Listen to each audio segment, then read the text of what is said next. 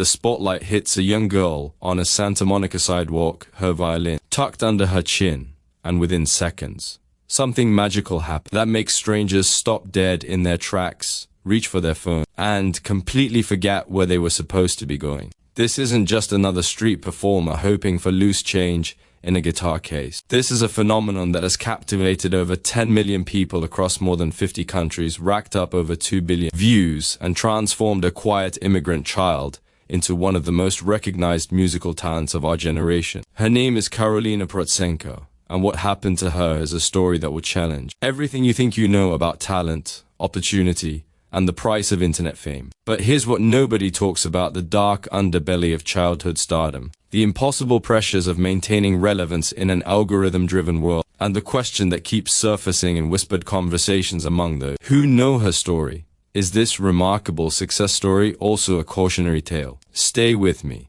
because what you're about to discover will fundamentally change how you view viral success and the young people who achieve it. Let's rewind to October 3rd, 2008.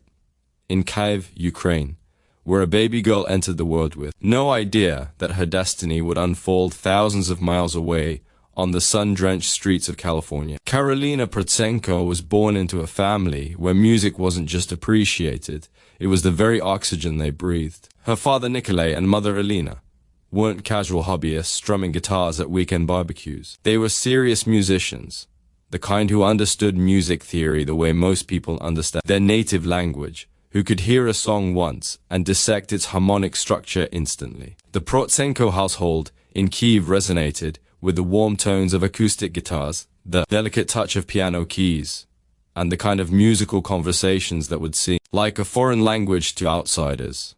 Karolina grew up hearing melodies before bedtime stories, watching her parents' fingers dance across instruments with the same fascination other children reserve for cartoons. But here's the detail most people miss, the detail that would later prove crucial to understanding Karolina's meteoric rise. Her parents didn't just play music, they lived it with an intensity that bordered on obsession, and that same intensity would eventually be channeled directly into their daughter's career. In 2015, when Karolina was just 6 years old, the Protsenko family made a decision that would alter the trajectory of their lives forever. They left Ukraine, left behind everything familiar, every friend, every family member, every street corner that held memories, and relocated to the United States of America. This wasn't a vacation or a temporary work assignment. This was a complete uprooting, the kind of life-altering move that requires either desperate circumstances or unshakable faith in a better future. And the Protsenkos had both. They settled in Simi Valley, California, a suburban community nestled in the southeast corner of Ventura County, known for its comfortable middle-class neighborhoods and its proximity to Los Angeles, without the overwhelming chaos of the city itself. Imagine being 6 years old, barely understanding the language spoken around you, watching your parents navigate the bewildering complexity of immigration paperwork, new jobs, new schools, new everything. But Karolina had something that transcended language barriers, something that would become her bridge to this new world: music. And this is where the story takes its first fascinating turn. Because contrary to the romantic narrative that circulated online for years, Karolina wasn't some self-taught prodigy who picked up a violin and immediately played like a virtuoso. That's the myth, the version that gets shared and reshared because it's more compelling, more miraculous. The truth is simultaneously less magical and infinitely more interesting. Shortly after arriving in the United States in 2015, Karolina's parents made a strategic decision that reveals just how seriously they took their daughter's musical education. They sought out a proper violin teacher, and not just anyone who could teach the basics, but someone who could recognize and nurture genuine talent when they saw it. Enter Sam Fisher, a music teacher who would become instrumental in transforming Karolina from a child with natural musical inclination into a disciplined, technically proficient violinist. Now, here's what's fascinating about this relationship.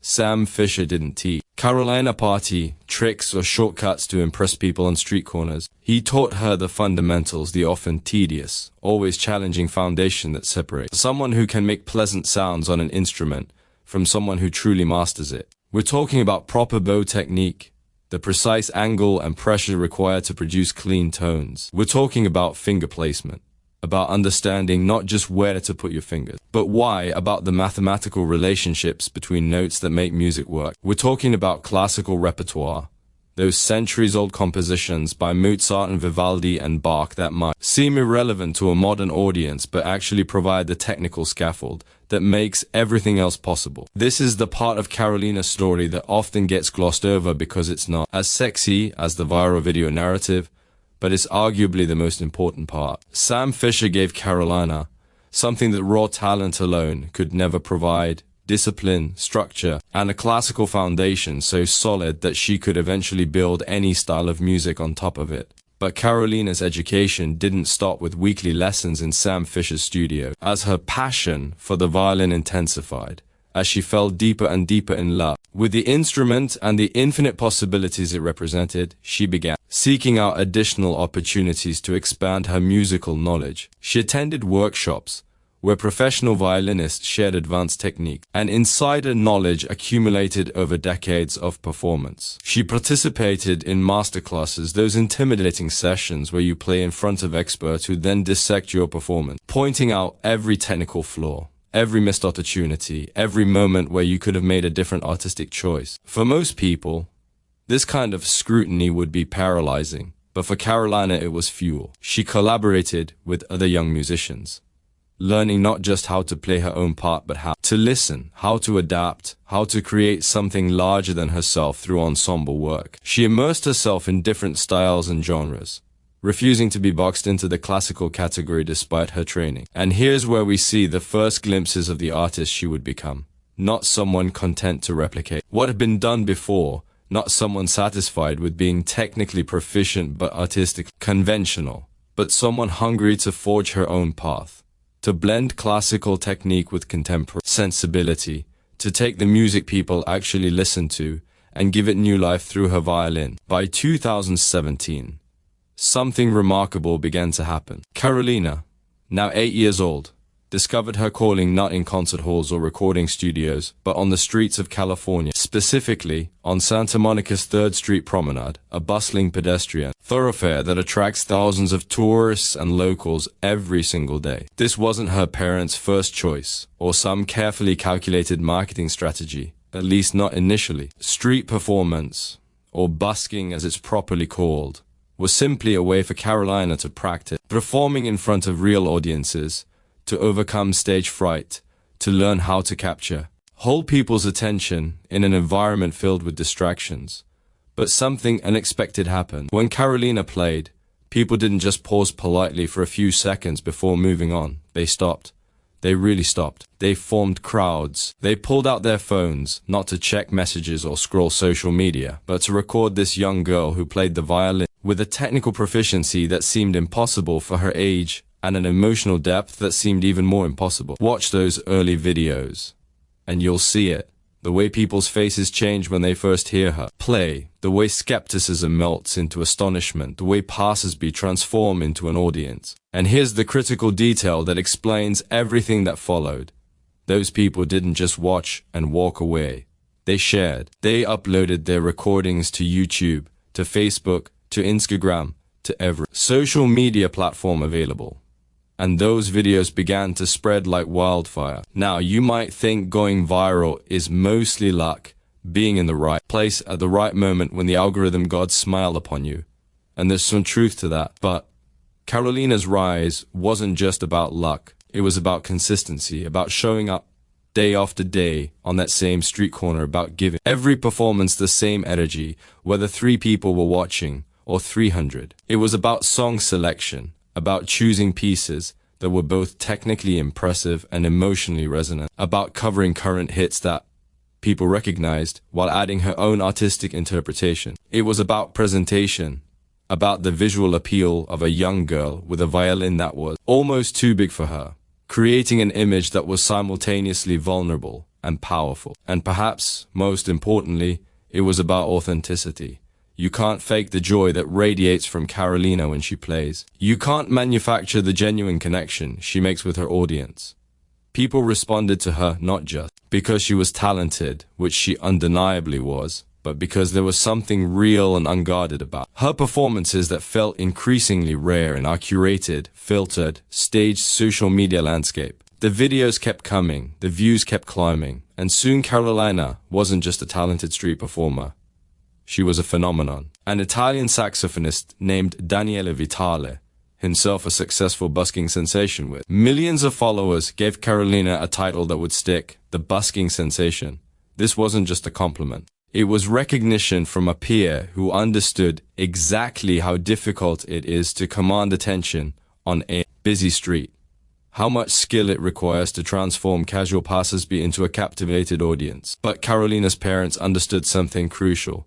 Viral fame is fleeting unless you build infrastructure around it, unless you transform momentary attention into lasting connection. They created not one, but 3 separate YouTube channels to organize Karolina's content, established a Facebook page, launched an Instagram account, ensuring that anyone who discovered Karolina through a random viral video could easily find more of her work and become a sustained follower rather than a one-time viewer. They made her music available on Spotify, on iTunes, on Apple Music, on Amazon Music Unlimited, meeting audiences wherever they preferred to consume content.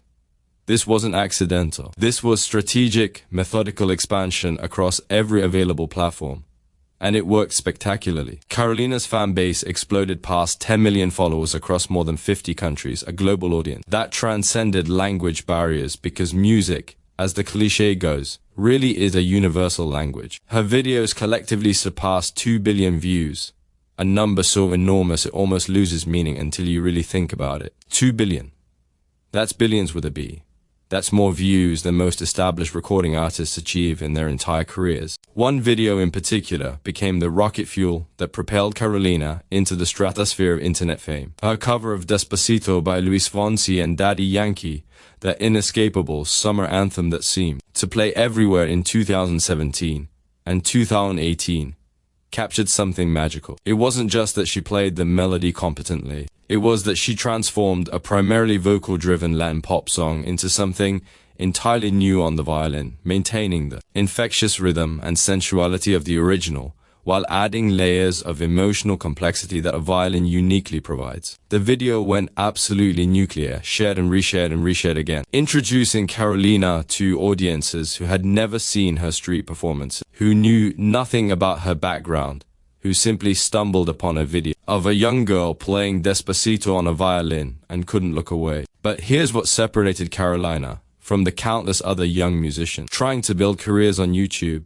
She didn't rest on that one viral hit. She kept producing content with remarkable consistency.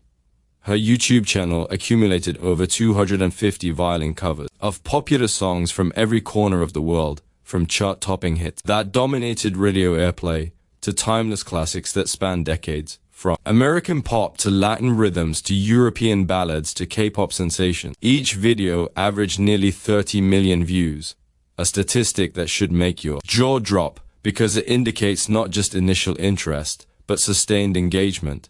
People weren't just clicking and leaving. They were watching, often multiple times, often sharing with friends and family, often returning to Karolina's channel to see what she'd covered next. This achievement speaks to something deeper than technical proficiency with instruments. It speaks to Karolina's vast musical knowledge, her ability to understand and respect the original intent of songs, while reimagining them through the lens of classical violin.